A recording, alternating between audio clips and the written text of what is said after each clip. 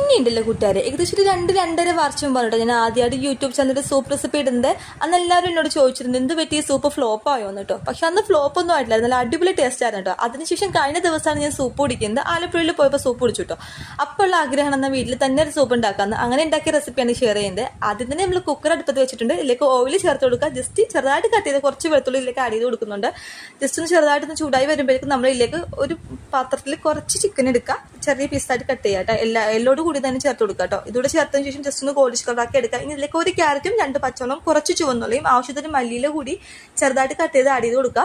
2 ടീസ്പൂണുകളിൽ കുരുമുളക് പൊടിയും 2 ഗ്ലാസ് വെള്ളവും ആവശ്യത്തിന് ഉപ്പും 1/4 ടീസ്പൂണുകളിൽ നല്ല ജീരകവും ചേർത്തിട്ട് 2 വിസിൽ അടുപ്പിച്ചെടുക്കുക കേട്ടോ. ഇനി ഇതിലേക്ക് നമ്മൾ ഒരു മുട്ട പൊടിച്ച് കലക്കി ചേർക്കുക. അതുപോലെ തന്നെ 2 ടീസ്പൂണുകളിൽ കോൺഫ്ലോർ കൂടെ കലക്കി ചേർത്ത് കൊടുക്കുക കേട്ടോ.